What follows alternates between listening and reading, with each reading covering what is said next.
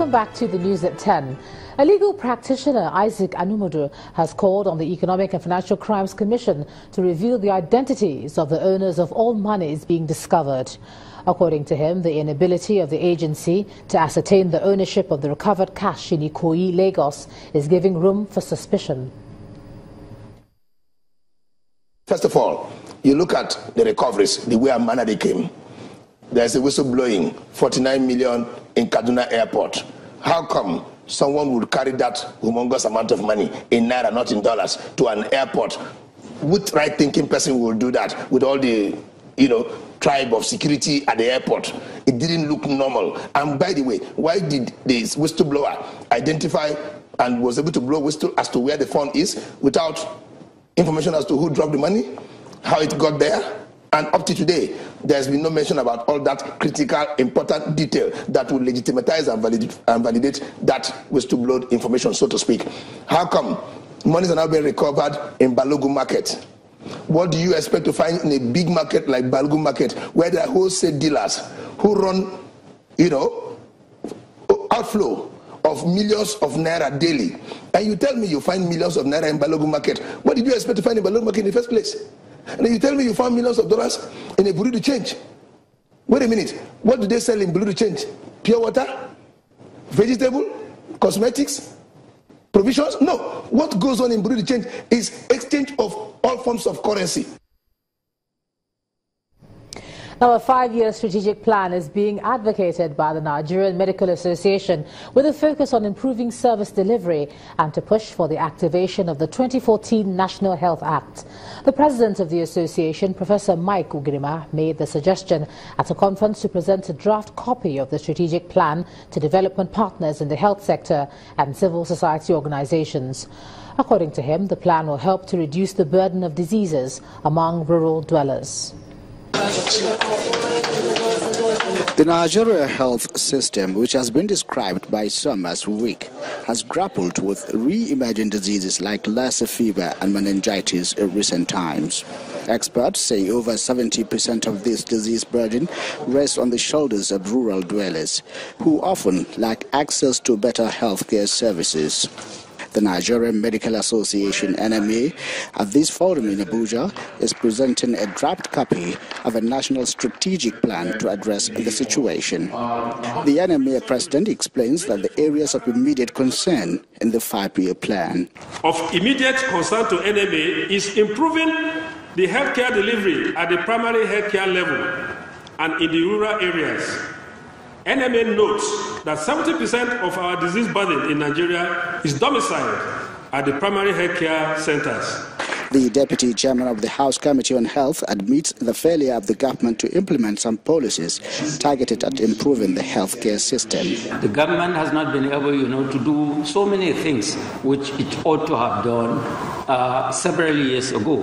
If one remembers, for instance, in 2001, the Abuja Declaration is yet to be implemented. The chairman, National Immunization Finance and Task Team, urges the NMA to harness its potentials and save the sector.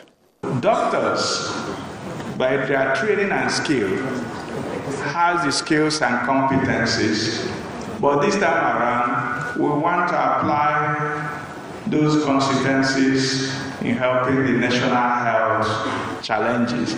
The Federal Ministry of Health Facilities census for 2011 indicates that over 80% of the Nigeria's 34,173 health facilities are in the cities.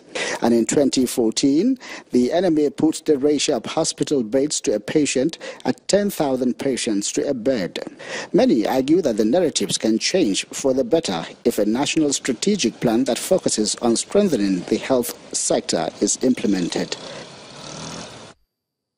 Let's take a look at some business news for the day. Here's Emana Amawe.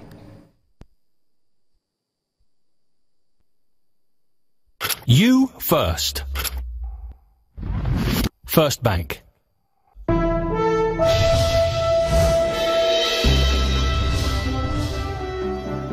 Welcome to Business News. Conditions in Nigeria have improved further over the past month and managers are optimistic that the economy will continue to grow and regain strength after the recession. This is according to the Sales Managers Index April report on Nigeria, released today by World Economics, a data and analysis firm. In the report, Market Growth Index grew to 58.5 in April, as the monthly sales index grew by 56.7, its highest value since 2015 and representative of rapid growth. Even though conditions remain difficult for businesses, recent changes to the Naira's FX rate are aiding sales transactions. Meanwhile, the just released World Economics report on Nigeria's economy, which indicates that the country has come out of recession and is growing strong, is generating some reactions. The Chief Executive Officer of Financial Derivatives, Mr. Bismarck Rwani, in an interview on our program, Politics Today, says the days ahead will be challenging, but Nigerians will begin to see some improvement on the economy. You must notice that wages have not increased. So we are still, every time there's a depreciation of the currency, which we've had, every time there's an adjustment in the price of petrol, which we've had, anytime there's an adjustment in the power cost reflective tariff, which we have already suffered, it is tantamount to reducing people's income. Now the government and the private sector will have to do something about increasing income, increasing productivity, and this is going to happen over time. This is going to be a slow, painful recovery, but the recovery has started already, so it's time to working to make sure it is sustainable. And sessions continued today at the spring meetings of the World Bank and the International Monetary Fund, with a briefing by the IMF on world economic outlook. The report and the briefing outlined the risks and the opportunities that weigh on the forecast of growth, which would be consistent but under current and emerging challenges around the world. Channel's business editor, Bosun Omofaye, was at the IMF briefing today in Washington and reports. Sub-Saharan Africa will contribute to the global economic growth of 2017 and 2018. However, the continent will see some key challenges lagging the rest of the world. Despite these signs of strength, many other countries will continue to struggle this year with growth rates significantly lower than past readings. Commodity prices have firmed since early 2016, but at low levels, and many commodity exporters remain challenged, notably in the Middle East, Africa, and Latin America. Part of the challenges dragging Africa's economic growth revolves around insurgency in Nigeria's northeast and East Africa, as well as food insecurity in Sudan. In the case of Nigeria, the issue is whether security, Boko Haram. Inherently the economic prospects are not good, and unfortunately also. For some of these countries, our ability to engage with financial assistance is very limited, either because of existing arrears or because of conflict situations. To move things forward, the division chief of the World Economic Outlook, Oya Sellison, points to some fiscal and monetary cooperation. Fiscal policy has to adjust to the new reality, in many cases by focusing more on domestic revenue mobilization. To some extent also rationalizing expenditures. Where feasible, where exchange rate regimes allow, the adjustment could also benefit very much from exchange rate flexibility, which helps to restore the value of revenues in domestic currency and thereby avoid deeper cuts in real spending. And also in many of these economies, there's a broader, longer-term need to diversify the economy away from commodity based sources of growth into other activities. But despite the downside risks, IMF Maurice Obstfeld says Africa remains incredibly diverse, with challenges but also opportunities. From Washington, D.C., Bosun Omofaye for Channel's Business News. And as trading resumed on the Nigerian Stock Exchange after the Easter break, the market started the week today with a significant load shed on profit-taking by investors. Harriet Agwin has a summary of the day's transactions.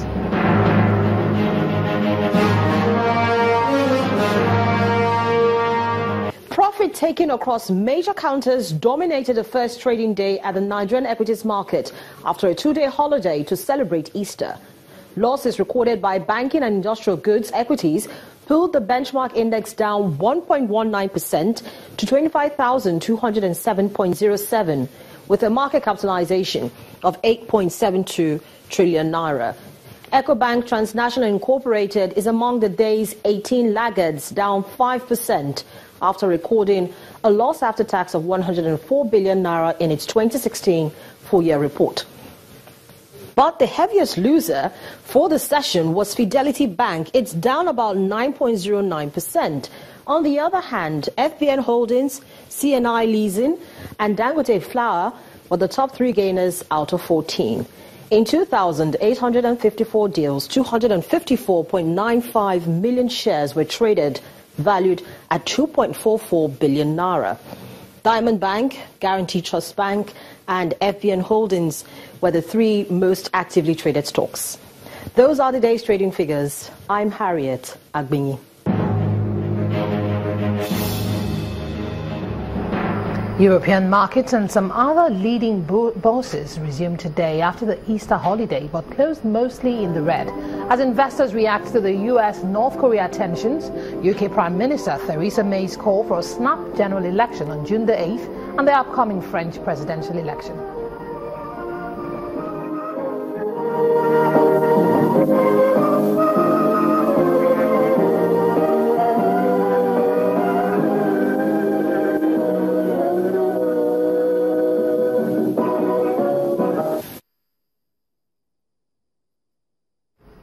And that's a package on business news tonight. Many thanks for staying with us. I'm Emana Amawe. The news at 10 continues. You first. First Bank.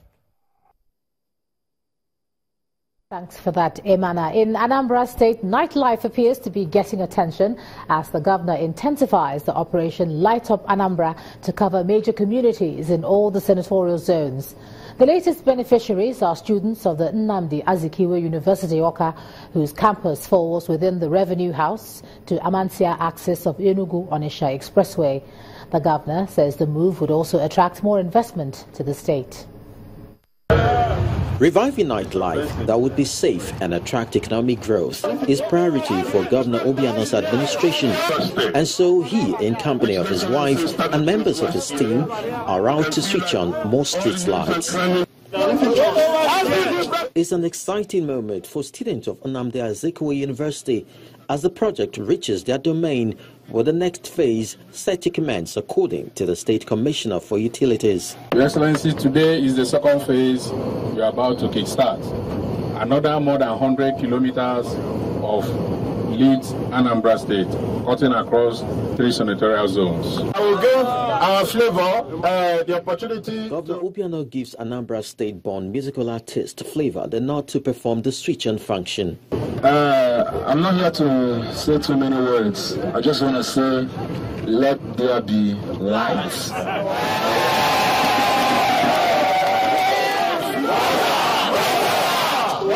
His Excellency, the students of Nnamdi Azikiwe University, we are excited. Excited because today, as you've always done, you have remembered us. Lighting up the state would impact the economy. As such, Governor Obiano inspects a service station which, when commissioned, would operate on a 24-hour basis. The governor is delighted at various investments streaming into the state and assures of government support. The greatest people that benefit from here will be first the people living around here, the student population, then second the people that live in the other state. That's why we are doing the other road out there now, so that instead of you coming through the main road, you can just come from your area and not be part of the hold up on the road. While the governor continues on his drive to make Anambra the light of the nation, it would make more economic sense if citizens of the state support by bringing in their investment. Still ahead on the news at 10, Argentine police launch manhunts for perpetrators of violence that left one football fan dead. That's on sports. Please stay with us.